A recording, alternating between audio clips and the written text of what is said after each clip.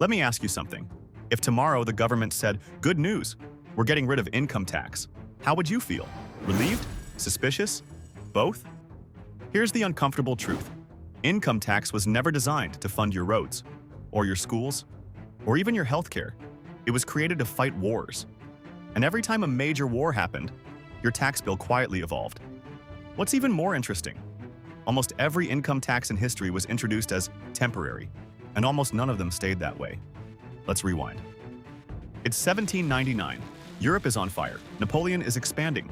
Britain is broke due to how fast the war is draining the treasury. Enter William Pitt the Younger.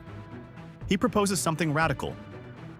Instead of taxing land or trade, why not tax income itself?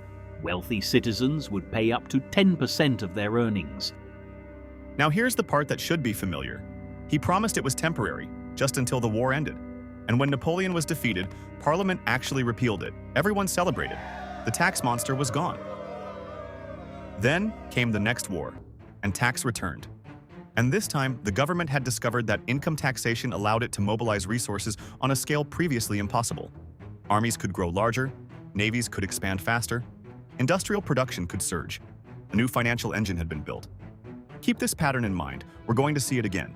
Fast forward to 1861. The United States is tearing itself apart. The Civil War has begun. President Abraham Lincoln needs money, fast. Tariffs and land taxes won't cut it. So Congress introduces America's first federal income tax. Again, temporary. And after the war, it expired. For decades, the federal government operated without a permanent income tax. It relied mostly on tariffs and excise taxes. Many Americans believed a direct tax on income was intrusive, even unconstitutional. But the world was changing. Industrial fortunes were rising, tensions in Europe were building towards something catastrophic. By 1913, the 16th Amendment was passed, allowing a federal income tax permanently. At first, it barely affected most Americans. Only about 3% of the population paid it. It was seen as a tax on the rich. Then came World War I, and this is where everything changes. World War I wasn't a small conflict. It was industrial, massive, and mechanized. Governments didn't just need soldiers.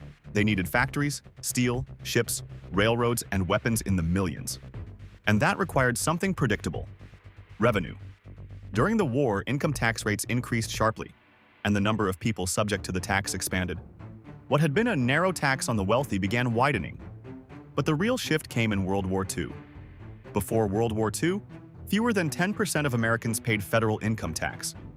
By the end of the war, income tax had become a mass obligation, not just for the wealthy, for the middle class, for ordinary workers.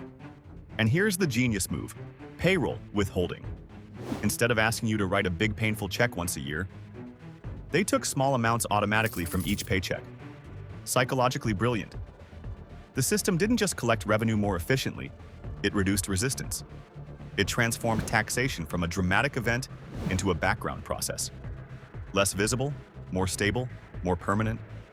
And after the war ended, did income taxes shrink back to pre-war levels? Not really, because now they were funding something new: the modern state. A tax created to finance tanks could now finance highways. A structure built for mobilization could now support social programs. The justification changed. The mechanism remained. Here's the pattern history shows us. War expands government power. War requires massive funding. Income tax provides it. And once governments build the machinery to collect income tax efficiently, they rarely dismantle it. Once the system exists, it gets repurposed. Next time you look at your paycheck and see that line labeled federal income tax, remember, you're participating in a system born out of global conflict.